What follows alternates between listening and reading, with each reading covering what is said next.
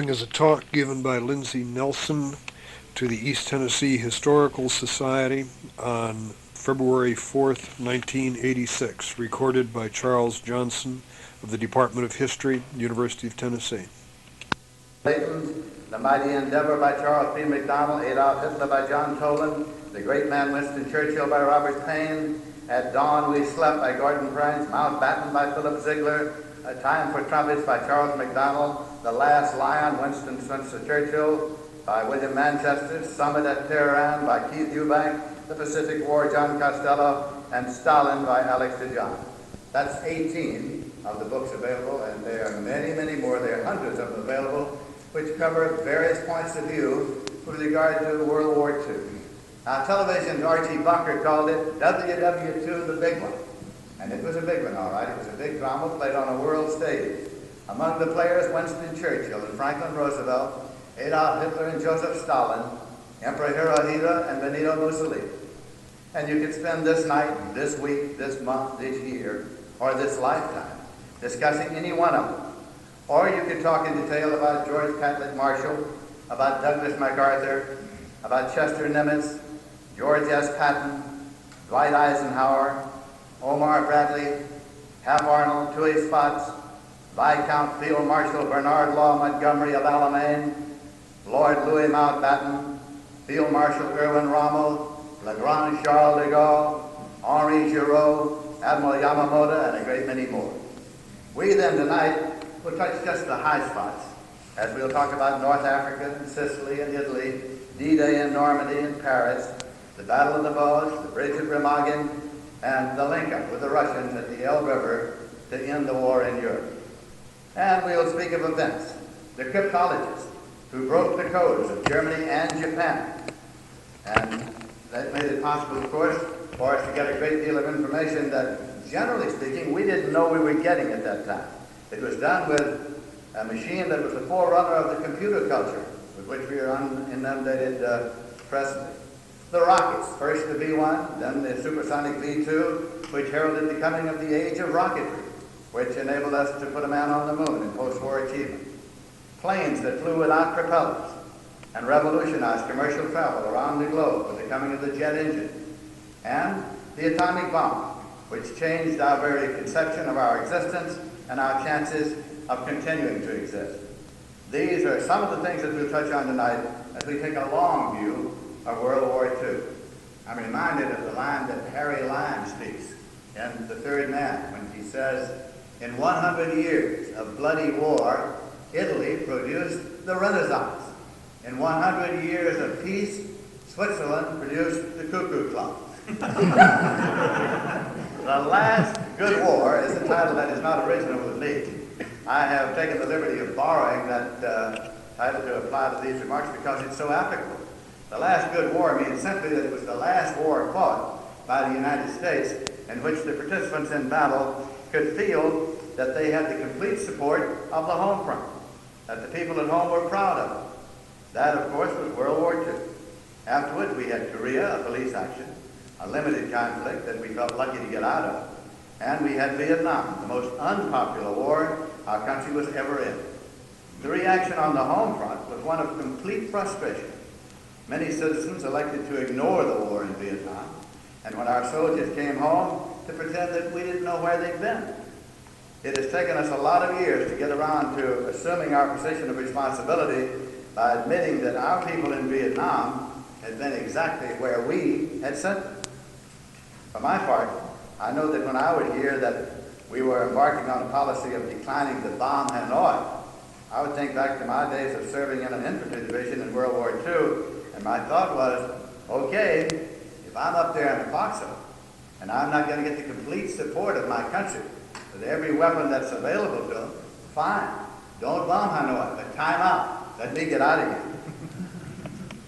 Where to begin with the story of a war? Well, I remember reading in 1938 a story in Collier's magazine written by an author named Ernest Hemingway. And he pointed out that in order for a democracy to fight a war, they had first to propagandize the populace. The very nature of a democracy assures the individual that he does not have to risk his life, that he shouldn't risk his life unless there's a specific reason. A clear reason for it. Europe was at war. Adolf Hitler had Germany on the march.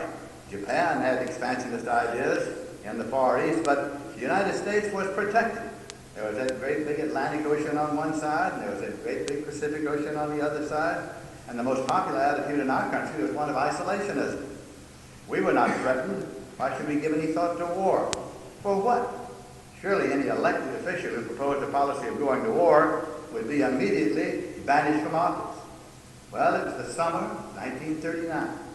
University of Tennessee football team was getting ready for another big season. 1938, they'd gone undefeated, untied, then shut out Oklahoma 70-0 in the Orange Bowl. The only Tennessee team that ever won them all, and then won the bowl game at the end of the season. The coach was a West Pointer named Major Robert Neyland. He had once been an aide to General Douglas MacArthur when MacArthur was superintendent of the United States Military Academy. But in 1935, Neyland had been ordered to the Army to Panama. And during the year when he was gone, Tennessee had had a losing football season. People in Knoxville were pleading with Neyland to resign from the Army and come home to coaching the volunteer football team. The life of a professional soldier was not much of a life in 1935. There was widespread unemployment and an economic depression. Congress was not about to give much financial support to the military. Besides, America was not going to war. What did they need with a big army? So Neyland had resigned from his army, and he'd come back to Knoxville. After all, promotions were difficult to come by. Neyland had been a major since 1926. It was difficult to advance in the Army. Just ask Major Omar Bradley, or ask Major Dwight Eisenhower. In 1939, the New York Yankees, led by a fellow named Joe DiMaggio, were the darlings of the baseball world. The big show on Broadway was Hellsapop. The headline movie was The Wizard of Oz, starring a young lady named Judy Garland. Houses in a Washington suburb were priced for $6,250 each. Payments were as low as $29 a month. A 1939 Plymouth with very low mileage was going for $625. In August, a non-aggression pact was signed by Germany with Russia. Just another of those European things, far on the other side of that big Atlantic Ocean, of no concern to the USA. A representative of the U.S. Marine Corps said that we should have a policy of neutrality strong enough to keep us out of war unless we were fighting for defense of our homeland or the Bill of Rights. On the next Friday, the 1st of September, before daylight, our nation learned of the Nazi blitzkrieg of Poland. President Roosevelt was informed by telephone, and he was awakened in his bedroom. "It's come at last," he said. "God help us all." 3 days later, Great Britain and France had declared war on Germany, and World War II had begun. The United States was not in it. Russia was not in it. Tennessee followed the fortunes of the football Vols, who would go undefeated, untied, and unscored on during the regular season, the last major college football team to do that. And they would go to the Rose Bowl and lose there to Southern Cal. Some of us at UT were enrolled in the advanced ROTC course. At graduation, we'd be commissioned officers in the Army Reserve. That wasn't why we were taking the ROTC course. That was because we got a little cash settlement at the end of each quarter, and that took care of minor social expenses. And so we were willing to take the Army training, provided they paid us a little bit for it. And of course, the war in Europe kept on expanding and expanding. By the time we came back to the university for our senior year, the 1940-41 session, there was little doubt of where we were headed. The nation was moving toward a civilian draft, and after the 1940 football season had ended, Major Neyland was recalled to active duty in the Army. We knew that when we graduated in June, we'd be ordered immediately to the Army, and we were. There were the Carolina maneuvers. They ended the first week in December. I was stationed at Fort Bragg, North Carolina, and I took a train to Washington, D.C. for a football game to be played between the Washington Redskins and the Philadelphia Eagles. I had classmates on each team. With the Redskins, Ed Cypress. With the Eagles, Bob Suffren, Sam Bartholomew, Burr West. That Sunday afternoon of December 7, 1941, it was cold there at Griffith Stadium as we waited for the kickoff. I was seated on the Eagles bench. On the rooftop, the public address announcer, a fellow named Frank Blair, would check his notes. In later years, he would be a famous television newscaster on the Today Show. In the stands, a young naval officer settled into his seat. His name was John F. Kennedy. In Europe, Hitler had turned on Russia and was in the process of what looked to be a speedy conquest of the Soviet. The United States was in negotiation with Japan. And then suddenly, the word came. Japanese planes had attacked Pearl Harbor and Honolulu and wiped out the Pacific Fleet. The next day, the United States declared war on Japan. And then the U.S. waited for what it was sure would be further developments from the European powers. It didn't come until December 11th. And on that day, both Germany and Italy declared war on the United States. On the morning of December 7th, efforts had been made to reach the U.S. Army Chief of Staff, George Marshall. He was out horseback riding a sorrel with the name of Prepare. Marshall told two subsequent boards of inquiry that he did not remember where he was on Saturday night, December 6th. That was out of character and would have made Marshall, if true, the only Army man I've ever heard of who doesn't know where he was on the night of December 6th. But information that's recently been released points out that actually Marshall probably was at the White House on the night before.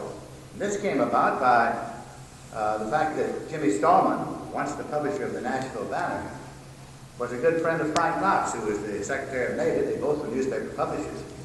And shortly after Pearl Harbor, Frank Knox went over to inspect and see what the damage was. And he came back and he told Jimmy Stallman that on the night of the 6th, he had been at the White House with George Marshall, and with Henry Stimson, and with President Roosevelt, waiting to find out where Japan was going to strike. He said they knew that Japan would strike, they didn't know where, they rather thought the Philippines. And so the likelihood seems to be that Marshall simply could not admit to having been at the White House without indicting a number of other people, which is why he insisted throughout his lifetime of saying he didn't remember where he was on the night of December 6th. It would be well to point out, I think, that history, as we know, is a living, growing thing. And history changes from time to time in accordance with our expanding knowledge of the past events. The people most apt to deny that are the members of the original cast in any instance. Ask a soldier or a sailor about any battle that he was in, and he'll be certain that what he thought at that time, what he believed to be true, was the way it was. After all, he knows. He was there. But maybe, just maybe, he didn't know all of what was going on. And that is what we encounter here. In recent years, documents have become available to us, documents that were secret for 40 years, so that some beliefs that we held for 40 years about some details of World War II have been shown to have been in error. We've learned, for instance, that cryptologists broke the radio codes of both Germany and Japan. They were known by the code names of Ultra and Magic. It was done with what was the forerunner of the computer. We now know that we had detailed information about many enemy deployments that we generally did not know about then. We credited some officers with having had amazing powers to analyze the actions of the enemy. This wasn't true. Some of those officers had been furnished with details. As an example, the battle which shot Field Marshal Montgomery to the fore was that at El Alamein in Africa, when the British defeated Rommel. It was the first major German defeat of the war. It was a turning point. We now know that Montgomery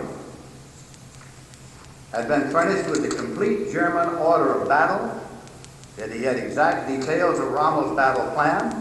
When Rommel had transmitted a report to Hitler containing this information in detail, it had been intercepted and decoded. When Montgomery had a meeting of his staff before the Battle of El Alamein, he had said, "My intuition tells me that the Germans will do thus and so. And accordingly, here is what we will do." And they did. And it was a major victory for Britain, and Montgomery became famous. Ultra had a big hand in it. Of course, only 2 or 3 people knew that there was an Ultra intercept.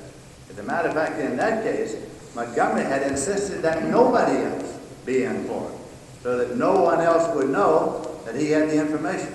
Among the British at that time, only Churchill, in addition to Montgomery, knew that they had that information.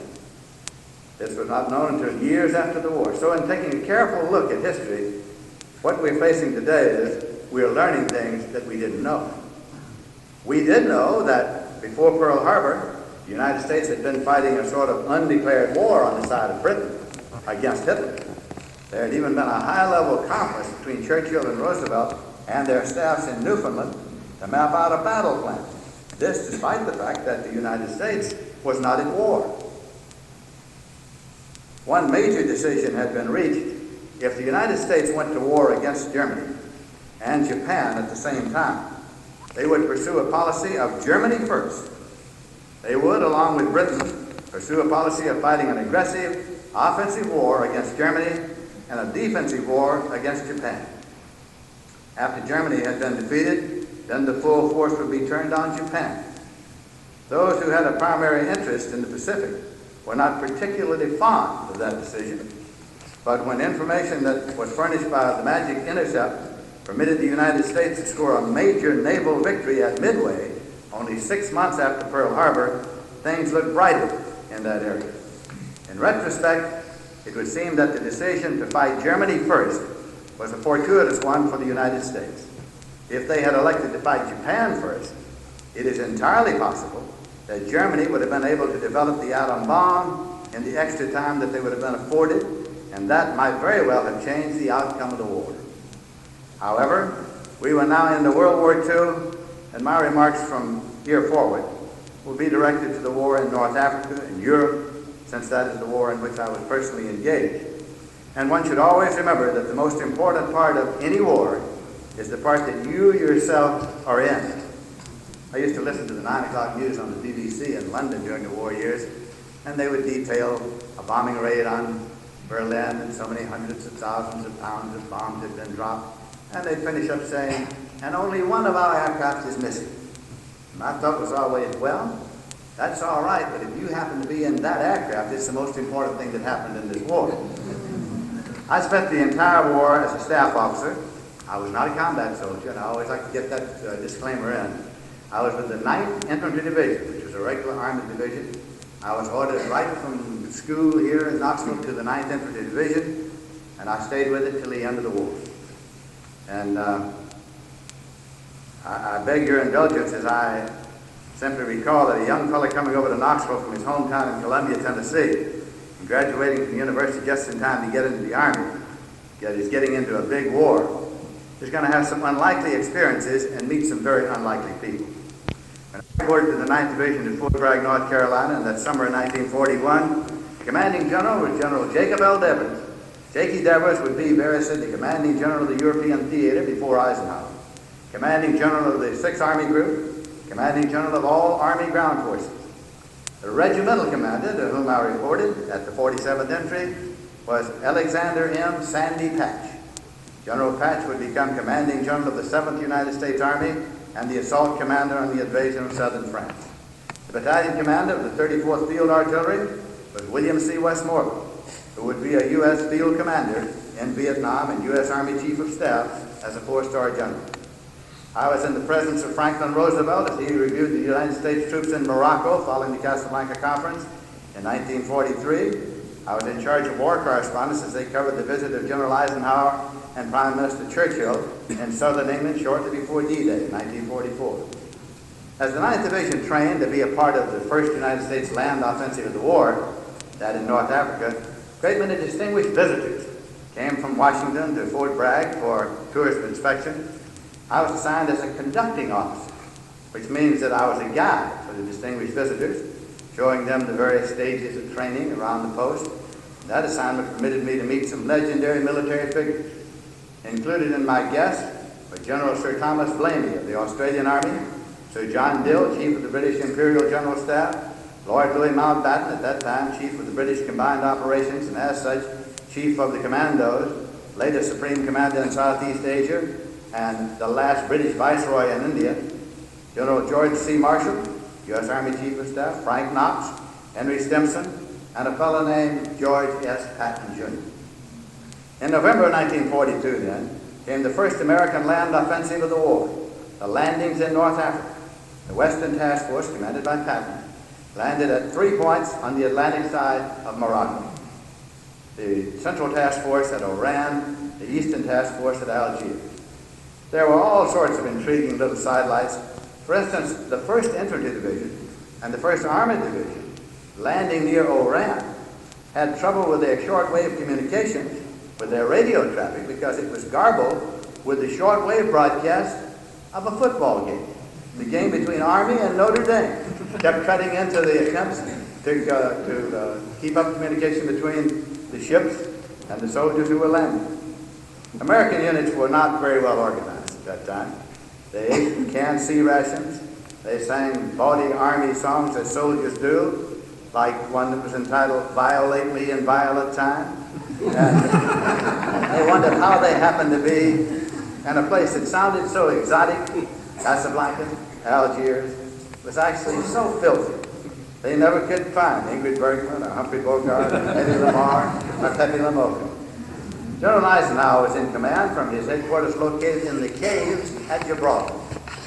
We now know that Ultra was operative at that time, that a great deal of the information about the German dispositions was available. It was not always properly evaluated, however, and one such error resulted in a German victory at Kasserine Pass. The British G2 had misinformed Eisenhower about the information that he had, and after that debacle, which resulted in the relief of American II Corps Commander Lloyd Friedendahl, Eisenhower requested and got the relief of the British G2, and George S. Patton, Jr. was placed in command of II Corps. In planning sessions of the British and the Americans, the United States had urged a landing directly across the Channel in France as the first U.S. battle. The British had held out for North Africa. In light of the sometimes confusing performance of the green U.S. troops, it now seems fortunate that their first battle after contact was not against the veteran German troops that were defending in France, but against the troops in North Africa. I remember coming back one day to our command post, and I'd been bouncing around in the Jeep. Of course, I'd do strange things to the kidneys if you bounce around there long enough. When I got to our command post, I was headed to the latrine fly, which is just a canvas out there to be used for that purpose. And it was equipped with a slit trench, and then there was what we called the throne, which was the use of general officers. And I went barreling in there, and as I ducked in, my face was about that far from 3 silver stars located on his helmet. And I froze, because I was a young officer, and I knew a great deal, I thought, about military courtesy, but nobody had ever told me what you do when you meet a 3-star general in the latrine. I didn't know whether to tie my tie, or zip my fly, pass, or retreat, and he didn't say anything. He was just sitting there. I was just standing there. He didn't make any attempt to introduce himself. He didn't have to. I knew who he was. He was George S. Patton, Jr.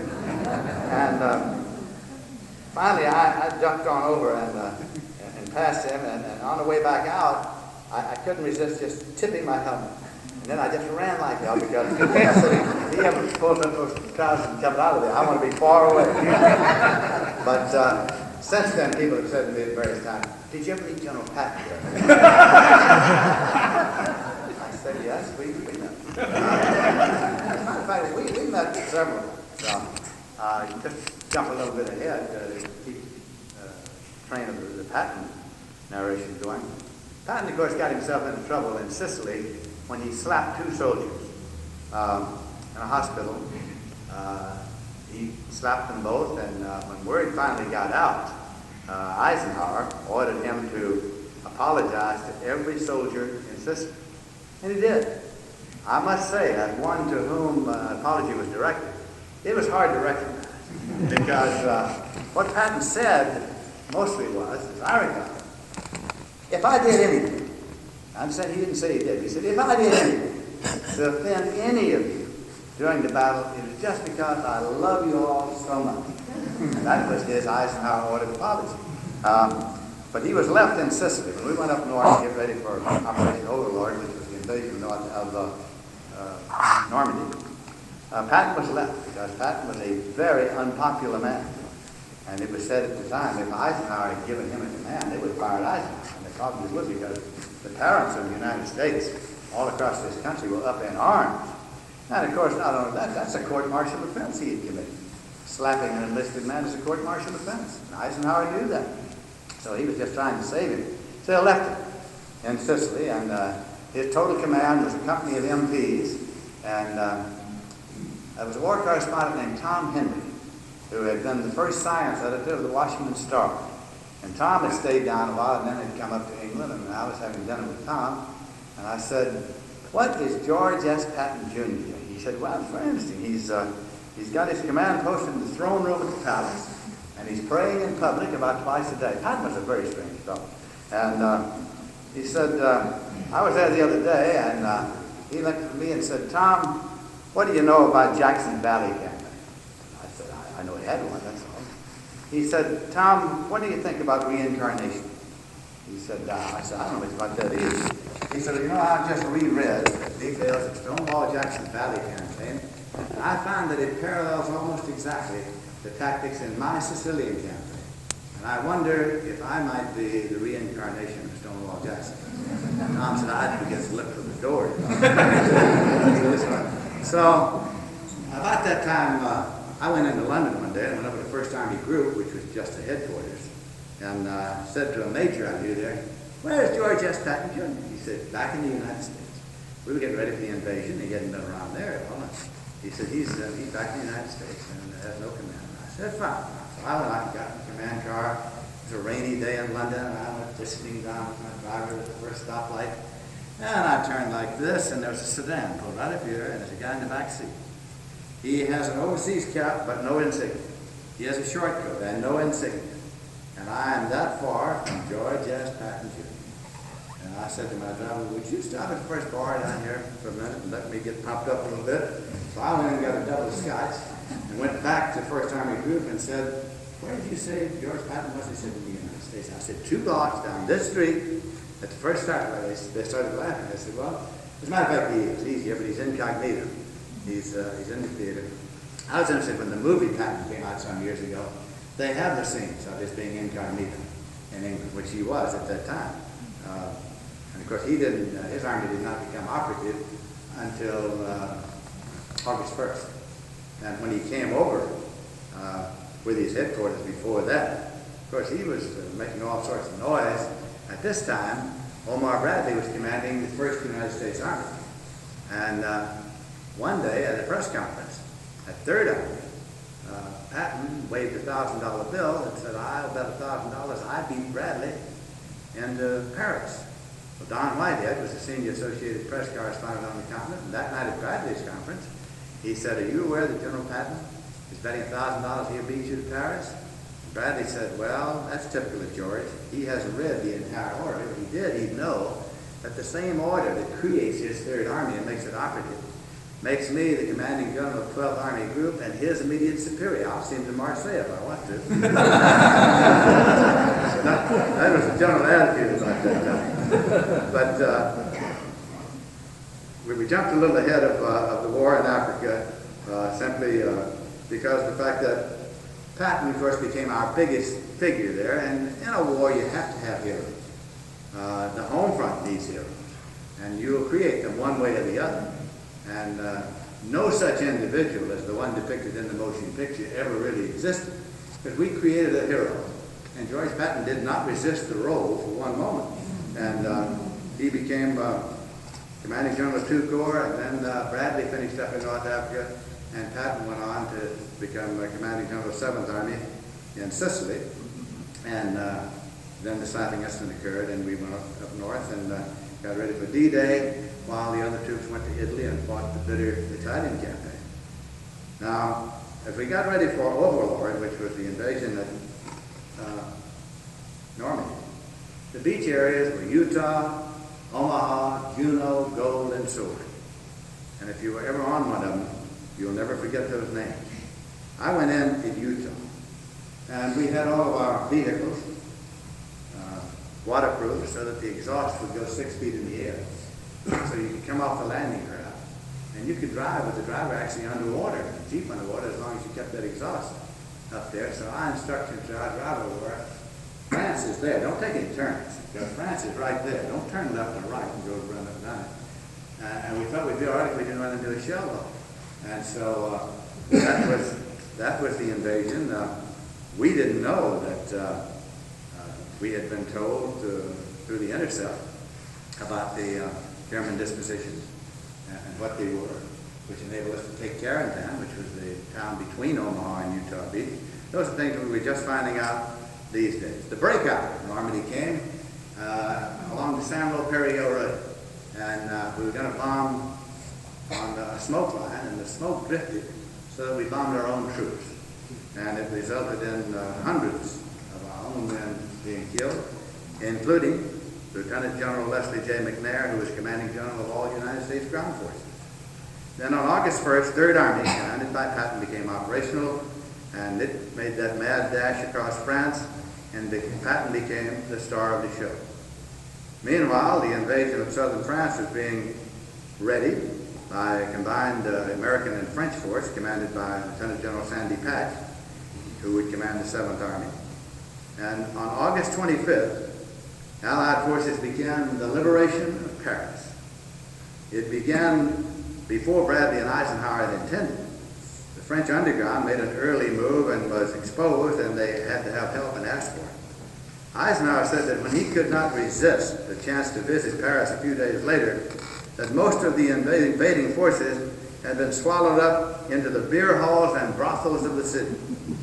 I think he was right, because like Eisenhower, I had been unable to resist the urge to visit Paris too. And perhaps famed war correspondent Ernie Powell put it best when he looked down from a balcony of the Grand Hotel down upon a mad scene in the Rue Scribe, where soldiers were inundated with pretty ladies dispensing kisses and embraces and red wine. And Powell said, "Any soldier who sleeps alone tonight is an exhibitionist." Press headquarters was set up in the Hotel Scribe. War correspondent Don Whitehead, who lived in Knoxville before and after the war, was the senior Associated Press correspondent on the continent, and he was credited as having filed the first story from a liberated Paris. I was held over a few days by the attractions in Paris, which I ranked slightly ahead of those I'd encountered in Africa and Sicily. So one day I heard the announcement on the loudspeaker in the press room that the liberation of Belgium had begun when the 9th Infantry Division had crossed the border near Momine. In the company of Cy Peterman, the correspondent for the Philadelphia Inquirer, I hastened to join the 9th Division. Being of a serious and dedicated nature, I was convinced that even a wandering soldier should try at all times to be in the same country as his division. Germany, of course, had already countered with buzz bombs, pilotless aircraft aimed at London, and with V-2 rockets, which were supersonic. In September, when we crossed into Germany, Hitler had made a radio speech in which he said if we did not retreat across the border and get off of German soil, he was going to unleash some mighty secret weapons. Well, I was at the town of Rutger, about 500 yards across the border. My attitude was, okay, let's go. Let's get out of here. If he's going to unleash all sorts of secret weapons, let's go. Of course, what he had in mind was the atomic bomb, because they were making great strides, and we were attempting to find out just to what extent Germany was progressing in its effort to make an atomic bomb. The Army persisted until December 16th, when Germany launched a counterattack which became known as the Battle of the Bulge. Now, we now know that the Allies had intercepted enough information to have known that the German counterattack was coming, but they just refused to believe it. The Germans did achieve complete surprise, and for days there was mass confusion. One German tactic involved the formation of a unit commanded by Colonel Otto Skorzeny, and the word went out that they wanted all men who spoke English, especially all men who spoke the American idiom, to report, and they wanted all men who had captured in the American uniforms, vehicles, and so forth. And the idea was they were going to have the American lines infiltrated by German soldiers wearing American uniforms and speaking like Americans. And that the effect would be one to cause all sorts of rumors and panic and that sort of thing. Well, they achieved that. There were rumors and there was panic, believe me, because we changed all our passwords to something that would be known only by a real down-home American. I remember a password one night was Dizzy Dean. Another password was what two teams played in the World Series last year. We were going to that sort of thing to try to be sure that we were able to find out whether or not these were real American soldiers around us or not, because it got so you looked at the guy next to you. You didn't know whether he was a German or an American. Well, since the war, we have found out that in reply to Scorzini's request, they only had 100 reply. Only 100 soldiers replied. And of them, only 10 spoke American. So there were only 10 of those soldiers wandering around. We thought that they were there by the thousands. And so they did achieve what they had hoped to achieve. Of course, the most memorable incident of that battle occurred when Tony McCulloch was surrounded at Bastogne. And the German commander demanded his surrender, and his reply was nuts. Of course, the interesting thing was the German commander had no idea what nuts meant. He said, "I said just nuts." So he didn't say what Tony was saying. Well, in March, plans were being made for a massive crossing of the Rhine. And then one afternoon, the troops of the 9th Army Division found the Ludendorff Railway Bridge still intact. Attempts to blow it failed, and troops scampered across. For months, Field Marshal Montgomery had been making elaborate plans for his crossing up north, and Bradley jubilantly informed Eisenhower's headquarters that we had a bridge across the last natural barrier to Germany, and Eisenhower sounded a little disappointed. Certainly Montgomery was disappointed. Bradley said, "Well, what do you want me to do, give it back to them?" Well, Eisenhower authorized Bradley to build up the bridgehead, which is why that very night, which was a very dark night, I found myself in a Jeep in the town of Remagen. Well, the interesting thing about that was, I've never been in Remagen before, and I didn't know which streets led to the bridge. You know, if you drop into Knoxville and somebody said, "Meet me at the Henry Street Bridge," if you've never been there before, you may have a little trouble finding the Henry Street Bridge. Well, they said, across the bridge at Remagen. I didn't know where the bridge at Remagen was. So I wandered around there for a while, because the Germans were shelling it all the time. Westmoreland showed up. Westmoreland lay down on his stomach on the hood of his Jeep and went across the bridge, giving voice signals to his driver for to turn left or right, and he went across. I had what I thought was a better idea. I said to my driver, "Let's get the hell out of here." So back on the hill, and stayed back on the hill until daylight when we went across. And then I piled into the first cellar that I came to. The rest of the house had been bombed away. And a big, good-looking war correspondent came in that night, threw his bedroll down the steps, and he said, "I'm Howard Cowan from the Associated Press." I said, "Yes." He said, "My boss, Don Whitehead, said, go to Remagen and find Nelson." I said, "You found him, and he ain't got no plans to leave this cellar, believe me." So I stayed there for quite a while. This was the only time during the war, the only time in history, that a V-2 was ever used as a tactical weapon. V-2s, of course, had been used on London. They were supersonic, but 11 of them were fired tactically at the bridgehead because Hitler was so intent on driving the Americans back across the Rhine. None of those V-2s actually hit the bridge. The closest landed about 300 yards away, and farthest landed in Cologne. So it wasn't, the control wasn't that good. Howard and I were in a place that had been a tavern, and suddenly the pictures started falling off the wall, and there was dust and everything. And then we heard the first time we'd ever been involved with a supersonic weapon. We didn't know about that. I have mused since then, of course, that the only time in the history of warfare that a V-2 was ever used as a tactical weapon, I was on the target, which is not the place you want to be. Well, Eisenhower authorized Bradley to build up the bridgehead, and he continued to do that. And we broke out of there, of course, to get close to the end of the war. And we knew that we were getting close to the end of the war. We knew it was coming fairly soon because we knew that sooner or later we were going to link up with the Russians. And we were getting all sorts of reports about the position of the Russians. And finally, I decided I would go up one day to the 60th Infantry, which was one of our regiments.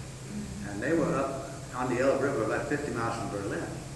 And on the way up there, every small town I came to wanted to surrender to me. The Germans were intent on surrendering to the Allies instead of waiting there for Russia to show up. Well, I wasn't interested in taking any surrender. But in every small town, they had piled all the weapons in the town in a big pile here and had the white sheets out the windows, and they were ready to give up.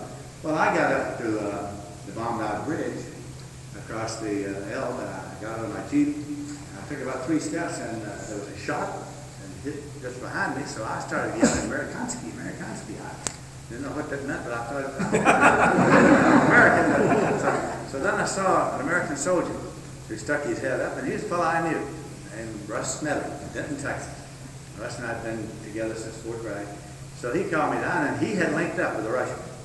So he's there with a half dozen Russians, and so he said, come on now, we're going to cross the river. And we went over to the Russian commander and met him and spent the better part of that day, and then we came on back. I got back to the 9th Division headquarters and filed a story down at the 1st Army Press Camp. And early the next morning, I was shaken awake by Bill Hines of the New York Sun and Chris Cunningham of the United Press. They said, we've heard you know where the Russians are. I said, I know where they are. So we went over, went back across the bridge. This time we went right down to a Russian platoon. And we were being very nice to them, and they were being very nice to us. And we were toasting everybody, everything that moved, and vodka. And so it was getting later in the day, and we decided we'd spend the night. And so they built a big campfire, and we got toasting everybody, and had a little food. And so finally, they brought out a balalaika, and they started playing on the balalaika and dancing. And then they suddenly stopped, and they turned to us, we three. Bill Hines said, they want us to entertain them. He said, I know the words to Paper Doll. Paper Doll was a Mills Brothers song. It was very popular at the time. I said, Chris Cunningham, do you know Paper Doll? He said, no, I do not. Okay, so we started out, we three. I'm going to buy a paper doll that I can call my own. And we were up there bobbing and weaving, of course, with all that vodka. And suddenly we noticed that the Russians were getting us. And they were standing very still, and then it dawned on us.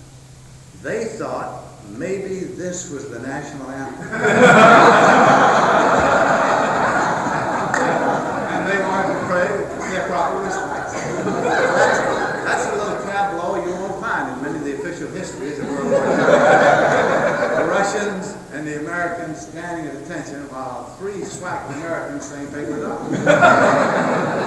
That's how we got off in our relationship with the Russians. I went back the next day, and I hadn't had much sleep, and I lay down and I said to the sergeant, don't wake me up on any occasion. Well, in about 30 minutes, somebody was shaking me, and I'm ready to read that sergeant off, and I look up, and it's Westmoreland. And he said, we're about to have the official link-up of the Russian and American armies, and I want you in charge of interpreting. Westy didn't know I'd been up there for 2 days already.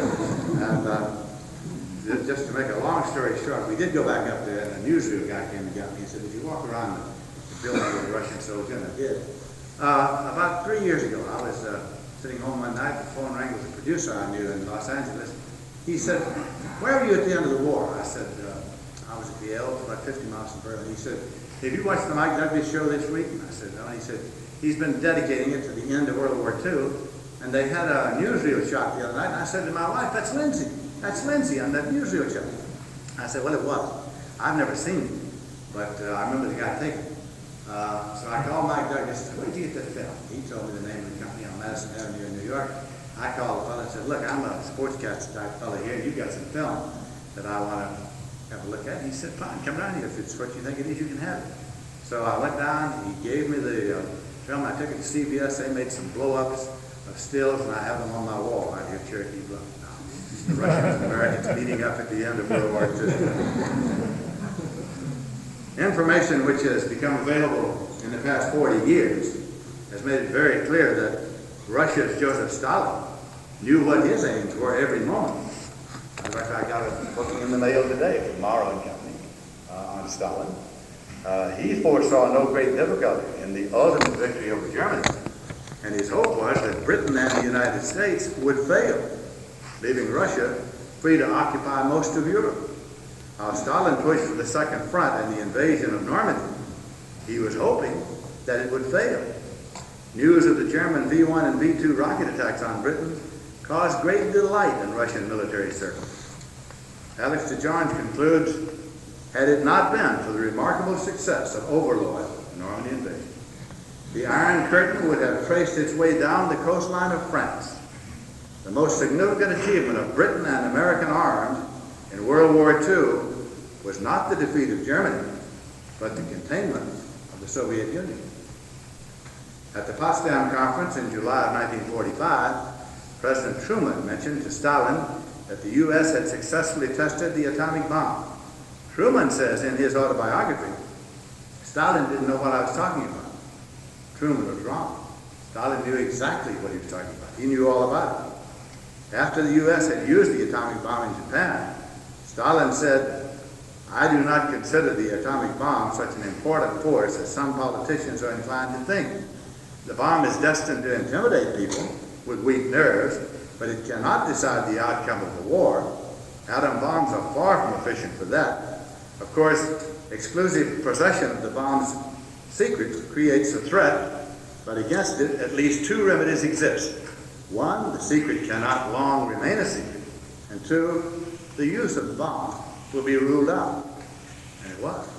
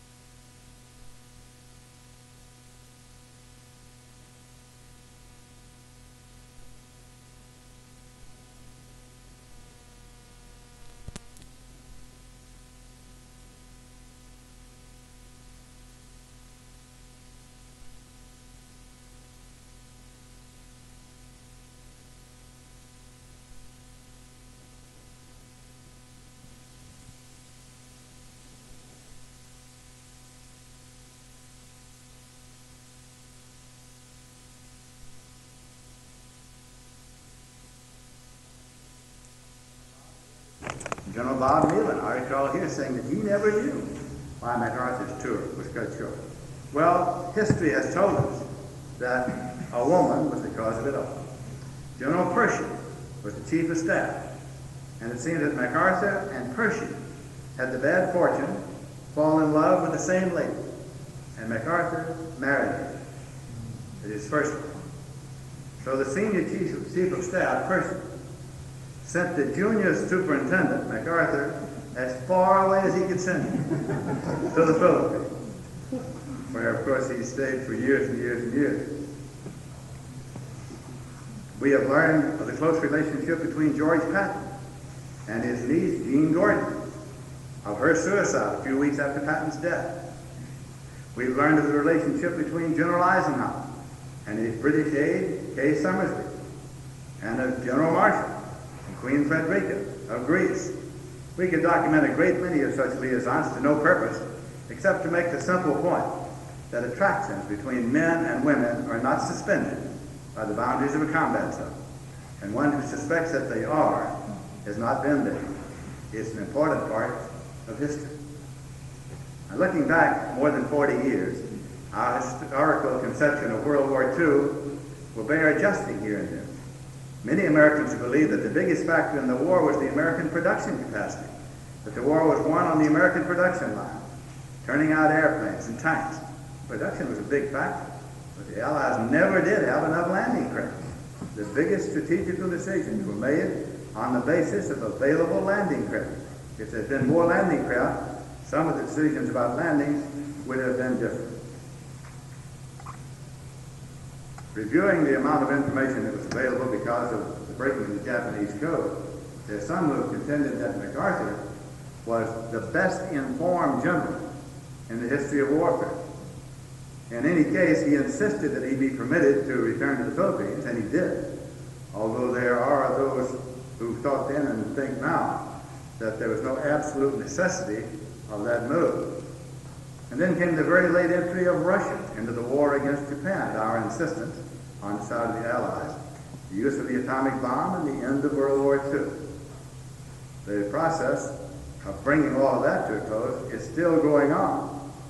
When we think back to that war and of the many who lost their lives, we may be reminded of the lines that were written by Joseph Conrad as an epitaph to the soldiers who were killed overseas in France in the First World War. Conrad wrote, "Here dead we lie, because we did not choose to live and shame the land from whence we sprung. Life, to be sure, is nothing much to lose, but young men think it is, and we were young." We may recall that MacArthur didn't come home until after he was relieved by President Truman during the Korean War, and he was hailed as a conquering hero. He addressed a joint session of Congress, and this is how MacArthur closed that speech that day. "I am closing my 52 years of military service. When I joined the Army, even before the turn of the century, it was the fulfillment of all my boyish hopes and dreams. The world has turned over many times since I took the oath on the plain at West Point, and the hopes and dreams have long since vanished. But I still remember the refrain of one of the most popular barrack ballads of that day, which proclaimed most proudly that old soldiers never die, they just fade away. And like the soldier of that ballad, I now close my military career and just fade away.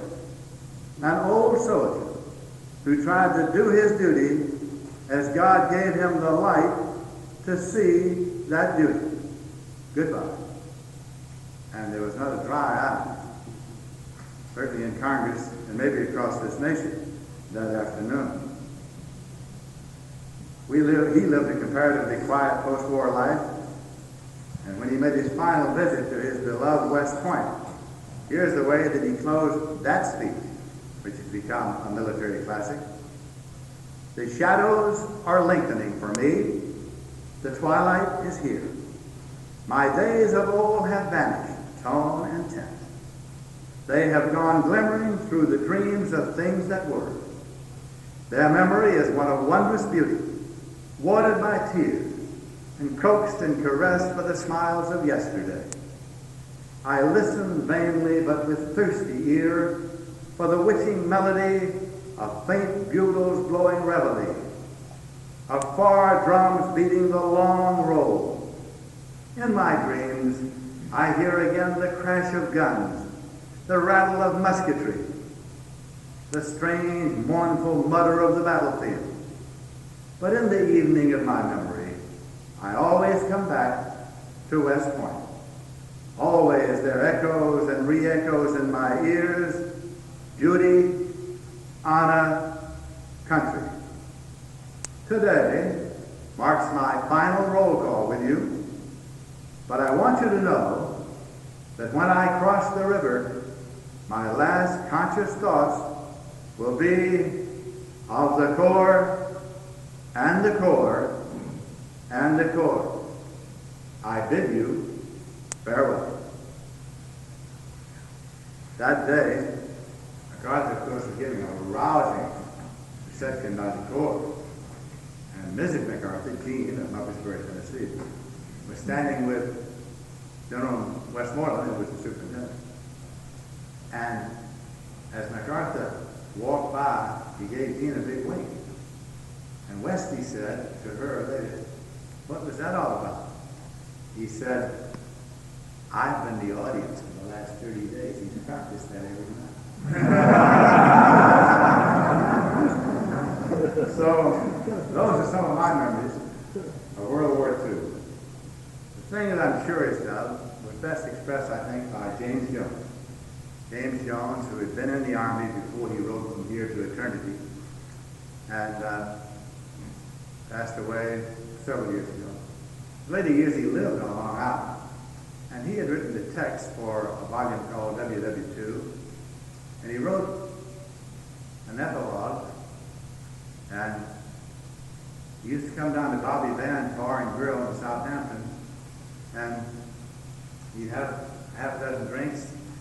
And he'd start to quote that epilogue, and he'd start to cry. And I don't know how many nights I've sat there with James Jones and tears streaming down his face as he'd say, "Pass and review." How many times they had heard the long, drawn-out, faint field command pass down the long length of the vast parade ground, fading as the guidons moved out front. And so, it faded, meaning World War II, leaving behind a whole generation of men who would walk into history looking backwards, with their backs to the sun, peering forever over their shoulders at their own ever-lengthening shadows trailing across the earth. None of them would ever really get over it.